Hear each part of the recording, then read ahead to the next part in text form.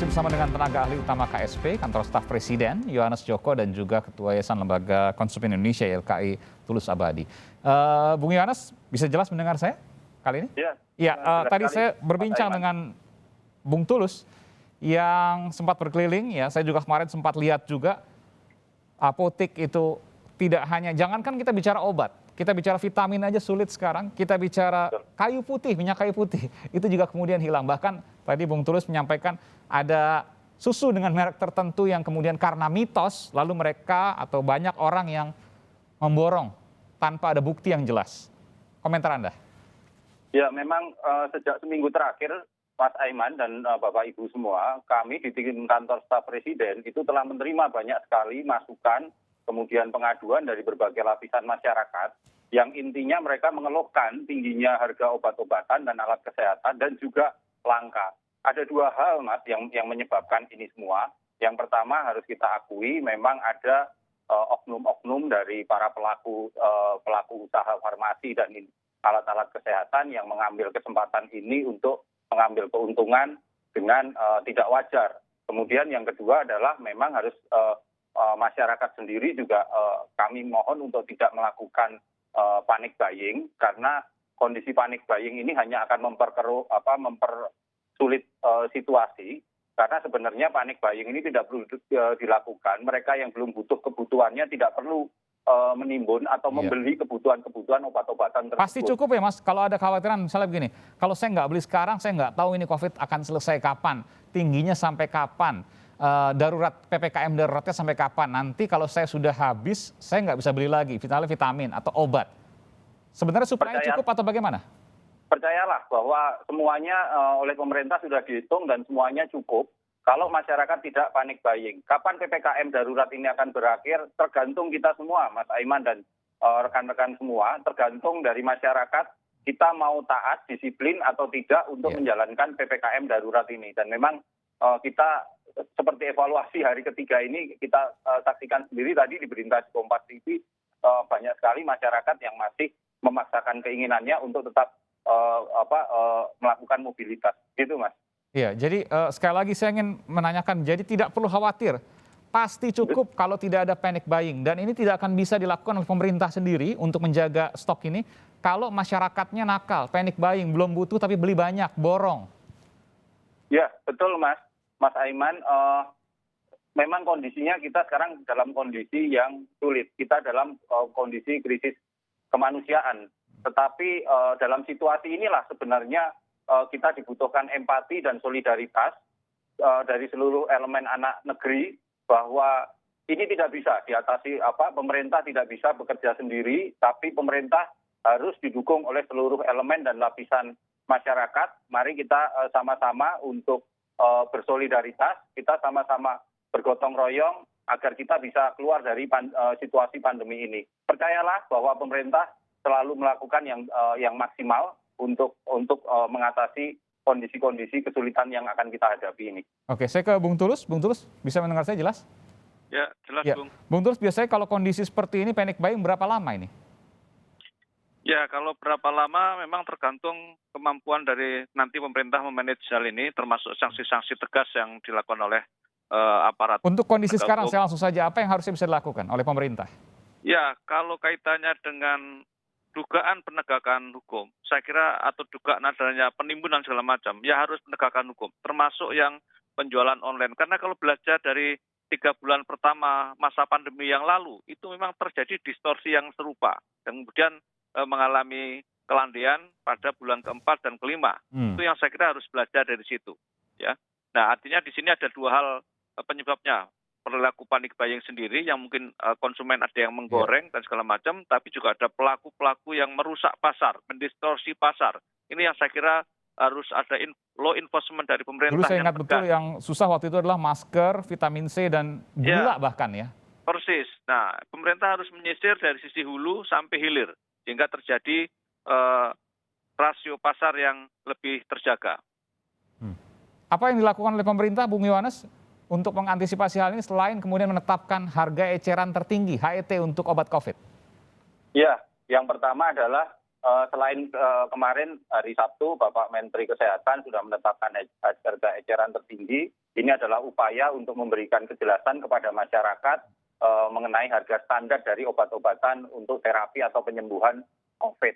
Yang kedua adalah dari pihak kepolisian juga sudah memastikan bahwa apa yang menjadi surat keputusan dari Menteri Kesehatan itu akan ditegakkan melalui penegakan hukum di lapangan dari seluruh jajaran kepolisian.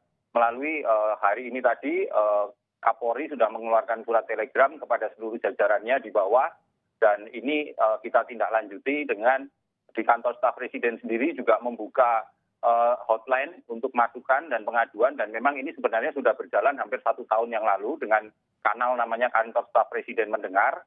Kita menerima banyak masukan-masukan, dan salah satunya minggu-minggu terakhir kemarin kita mendapat masukan yang cukup banyak terkait 2 hal ini, kelangkaan dan tingginya harga obat ini, Mas Aiman. Apakah sudah ada penindakan sejauh ini? Laporan baru masuk dari mulai hari kemarin, dan proses penindakan kita sedang masih koordinasikan dengan kepolisian, pihak-pihak yang berwajib, tetapi ada beberapa laporan yang langsung kami tindak lanjuti dari Jawa Timur, dari beberapa yang ada di Jakarta, dan mereka juga langsung mengirimkan kepada kami bukti-bukti transaksi segala macam terkait kenaikan harga obat-obatan dan alat kesehatan yang tidak wajar ini. Jadi seperti apa saja yang akan ditindak? Tadi yang Anda sebutkan tadi ada indikasi yang kemudian langsung ditindaklanjuti. Bisa Anda jelaskan? Ya, yang akan ditindak yang pasti adalah mereka yang hari ini menaikkan harga obat-obatan melebihi harga eceran tertinggi. Yang kedua memang mereka-mereka yang nanti akan berdasarkan laporan masyarakat melakukan penimbunan terutama terkait obat-obatan. Karena sekali lagi kita mohon situasinya berbeda, Mas, dengan 2020. Di 2020 yang ditimbun adalah masker dan vitamin C pencegahan. Tetapi hari ini yang ditimbun adalah obat-obatan, kemudian vitamin C dan segala macam, dan situasinya hari ini kalau 2020 yang menjadi yang terkonfirmasi positif tidak sebesar pada saat hari ini, dan ini sangat membahayakan keselamatan masyarakat begitu, Mas. Oke, saya juga mendengar bahwa KSP, Kantor Staf Presiden, punya kanal untuk tempat wadah masyarakat melaporkan jika menemukan hal-hal yang Anda sebutkan tadi, menjual di atas harga eceran tertinggi, mencium adanya indikasi penimbunan oleh pihak-pihak tertentu. Kemana melapornya? Ya, melapornya yang pertama memang kalau kanal yang biasa kami gunakan adalah sosial media Kantor Staf Presiden RI, baik di Instagram maupun di Facebook. Kantor Staf Presiden RI ya, itu disebutin ya? Kantor Staf Presiden RI. Dan yang biasa kami gunakan selama ini adalah melalui laporan-laporan itu melalui WA. Kita juga punya WA di 0812 8282 3264, Mas. 0812 8282 8282 3264. 3264. Saya ulangi. 0812 8282 3264. Betul ya? Iya, betul. Kita mohon kepada masyarakat bahwa ini hotline yang betul-betul urgent. Jadi mohon untuk sekali lagi ini digunakan secara maksimal untuk memberikan informasi dan masukan terhadap segala pelanggaran ataupun situasi-situasi di lapangan yang ada penyimpangan begitu, Mas Aiman. Betul, jangan dibuat main-main, jangan buat prank misalnya, Mas. Karena itu akan memunculkan potensi pidana, betul ya? Betul, Mas, betul. Iya, ini sekali lagi saya bacakan, Saudara, 0812 8282 3264. Ini hanya bisa teks tampaknya ya. Dan ini kemudian untuk medium atau cara untuk melaporkan ketika ada indikasi penimbunan atau penjualan di atas harga eceran tertinggi. Terakhir, Bung Tulus. Tentu, Mas Aiman, sebentar. Saya tambahkan sebentar.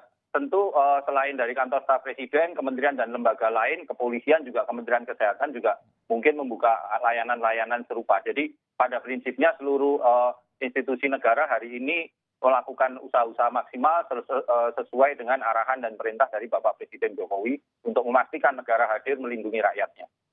Baik. Terakhir, Bu Tulus, apa yang bisa Anda sampaikan terkait situasi dan kondisi saat ini? Satu hal yang harus diwaspadai oleh pemerintah juga, selain pasar konvensional, juga mohon dicermati pasar digital.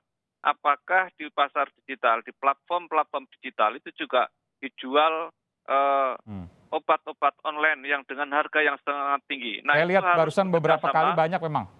Ya, itu harus di take down, harus bekerjasama dengan pengelola platform digital untuk memblokir dan men-take down Ya. toko-toko online yang menjual harga-harga obat dengan ugal-ugalan. Baik, Itu jauh dan itu lebih efektif masyarakat juga membuka bisa dilaporkan langsung oleh banyak masyarakat yang melihat hal tersebut di Iya. medium-medium marketplace ya. Betul. Baik, Ya, baik. Ini butuh kemudian kerja bersama, ini kemudian butuh pengawasan bersama oleh masyarakat Indonesia, dan ini ya butuh kedewasaan bersama untuk kemudian tidak memborong, tidak menimbun karena ada yang lebih membutuhkan. Kalau untuk persediaan tentu membeli secukupnya, tidak kemudian membeli berlebihan yang akan menyusahkan pihak lain yang benar-benar membutuhkan. Terima kasih Bung Yohanes dari kantor staf Presiden, Bung Yohanes Joko, dan juga Bung Tulus Abadi, Ketua dari Yayasan Lembaga Konsumen Indonesia, YLKI. Terima kasih, sehat selalu.